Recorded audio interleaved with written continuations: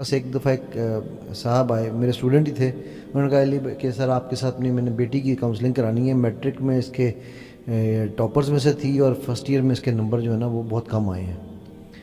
अच्छा, मैंने कहा जी ठीक है। अब वो माशाल्लाह पूरी फैमिली शटल कॉक मुहज्जबा थे, यानी कि उनकी आंखें भी नज़र नहीं आती थी।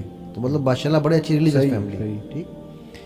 तो मैंने जब ज़ाहिर है यही बात की, मैंने कहा जी मुझे बच्ची से मैं आपके सामने नहीं बात कर पाऊँगा, तो आप मुझे बच्ची के साथ थोड़ा टाइम दीजिए।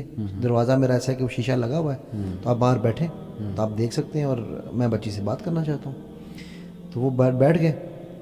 जब मिनट दे वेंट आउट, वो बच्ची मुझे नहीं जानती थी, बच्ची का मुझसे कोई ताल्लुक नहीं था। वो बच्ची धाड़े मार मार के रोना शुरू हो गई। वो अब मैं एक सेकंड के लिए तो परेशान हुआ, मैंने कहा यार मैंने तो अभी बात भी नहीं की, ये बच्ची रोने लग गई है। खैर मैंने कहा बेटा आप जब रो लेंगी तब मुझे बताइएगा क्या मसला है। Now this is what her story is. Family सारी तहज्जुद गुजार है, चाचे नाने ताए फूफियाँ मामियाँ खालाएँ सब। ठीक है। मैं किसी एक दीनी जमात के साथ अटैच फैमिली, और बड़े उनके उसके वो हैं। कहने लगी कि जी मेरी वालदा को बैक बोन की इंजरी हो गई, मैं उस वक्त मैट्रिक करके भी हटी थी, तो मुझे इन्होंने कभी मैट्रिक तक किचन का दरवाज़ा नहीं देखने दिया। अच्छा। ठीक है कि नहीं नहीं तू पढ़ तू पढ़ तू पढ़।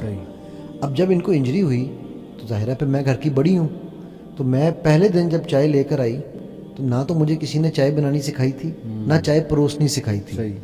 मैं लेकर आई तो मेरी वालदा बेड पे लेटे हुए सबके सामने मुझे जलील करने लगी कि तुम्हें चाय परोसने की तमीज़ नहीं, तुम देखती नहीं हो, तुम वैसे मैं करती हूँ, तुम अंधी हो। अच्छा, कहती है वहाँ से वो शुरू हुई, और उन्होंने फिर वालिद साहब ने मुझे आके थप्पड़ मारा। अच्छा।